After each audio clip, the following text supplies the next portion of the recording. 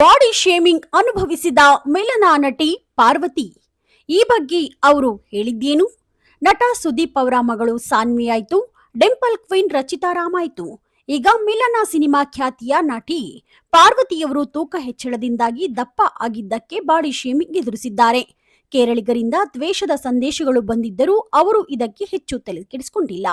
ಚಿತ್ರರಂಗದಲ್ಲಿ ಲುಕ್ಗೆ ಪ್ರಾಮುಖ್ಯತೆ ನೀಡಿದರೂ ಪಾರ್ವತಿ ಧೈರ್ಯವಾಗಿ ಈ ಟೀಕೆಗಳನ್ನ ಎದುರಿಸಿದ್ದಾರೆ.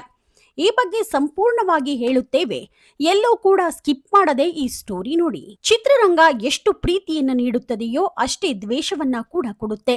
ಈ ರಂಗದಲ್ಲಿ ಲುಕ್ ಅನ್ನೋದಕ್ಕೆ ತುಂಬಾನೇ ಪ್ರಾಮುಖ್ಯತೆ ಕೊಡ್ತಾರೆ. ಹೀಗಾಗಿ ನಟ ನಟಿಯರ ದೇಹದಲ್ಲಿ ಸ್ವಲ್ಪ ವ್ಯತ್ಯಾಸ ಆದ್ರೂ ಆ ಬಗ್ಗೆ ಬಹುದೊಡ್ಡ ಚರ್ಚೆಯೇ ನಡೆದು ಹೋಗುತ್ತೆ.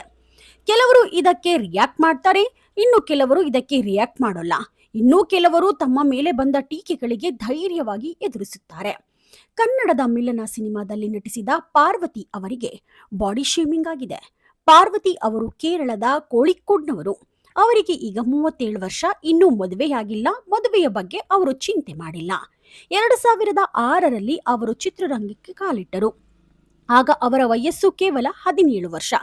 2007ರಲ್ಲಿ ಮಾಡಿದ ಮಿಲನ ಸಿನಿಮಾ ಅವರಿಗೆ ಸಾಕಷ್ಟು ಜನಪ್ರಿಯತೆ ನೀಡಿತು. ಪುನೀತ್ ಜೊತೆ ಅವರು ತೆರೆ ಹಂಚಿಕೊಂಡರು. ಆ ಬಳಿಕ ಕನ್ನಡದಲ್ಲಿ ಪೃಥ್ವಿ ಸಿನಿಮಾ ಮಾಡಿದ್ರು.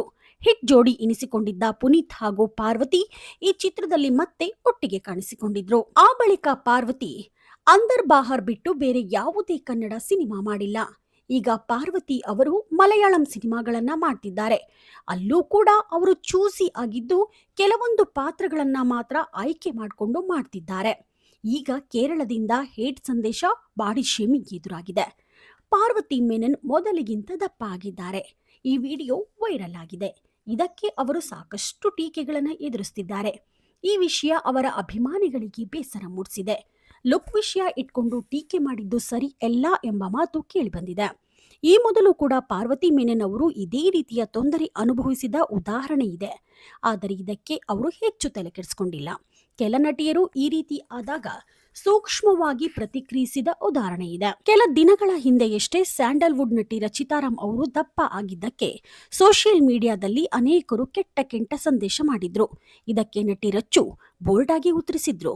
ಸಣ್ಣ ಇದ್ದೀಯಾ, ದಪ್ಪ ಇದ್ದೀಯಾ ಅನ್ನೋದು ಮುಖ್ಯ ಅಲ್ಲ, ಆರೋಗ್ಯವಾಗಿ ಇದ್ದೇವೆ ಅನ್ನೋದು ಮುಖ್ಯ ಆಗುತ್ತೆ. ಹೆಣ್ಣು ಮಕ್ಕಳ ಹಾರ್ಮೋನ್ ಬದಲಾವಣೆ ಬಗ್ಗೆ ಎಲ್ಲರ ಹತ್ರ ಹೋಗಿ ನನಗೆ ಈ ರೀತಿಯಾಗಿದೆ, ಹಾಗಾಗಿದೆ ಎಂದು ಹೇಳ್ಕೊಂಡು ಓಡಾಡುವ ಅಗತ್ಯ ಇಲ್ಲ ಅಂತ ತಮ್ಮನ್ನ ಟೀಕೆ ಮಾಡಿದ್ದವರಿಗೆ ಖಾರವಾಗಿಯೇ ಉತ್ತರ ಕೊಟ್ಟಿದ್ರು. ಇನ್ನು ನಟ ಸುದೀಪ್ ಅವರ ಮಗಳು ಸಾನ್ವಿ ಕೂಡ ತಮ್ಮನ್ನ ಟೀಕೆ ಮಾಡಿದ್ದವರಿಗೆ ಸೋಷಿಯಲ್ ಮೀಡಿಯಾದಲ್ಲೇ ಸರಿಯಾಗಿಯೇ ಆನ್ಸರ್ ಮಾಡಿದ್ರು. ನಟನೆ ಅಂದ್ರೆ ಅದೊಂದು ತಪಸ್ಸು. ಅವರ ಕಲೆಗೆ ಬೆಲೆ ಕೊಡಬೇಕು.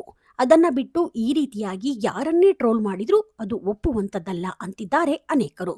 ನೀವಿನ್ನೂ the news peg YouTube channel subscribe ಆಗಿಲ್ಲ ಅಂದ್ರೆ ಕೂಡಲೇ ಸಬ್ಸ್ಕ್ರೈಬ್ ಆಗಿ. ಲೇಟೆಸ್ಟ್ ಹಾಗೂ ಅಪ್ಡೇಟ್ ಸುದ್ದಿಗಾಗಿ ನೋಡ್ತಾ ಇರಿ the news peg YouTube channel. Roopa Vishwas, the news peg, Davanagere.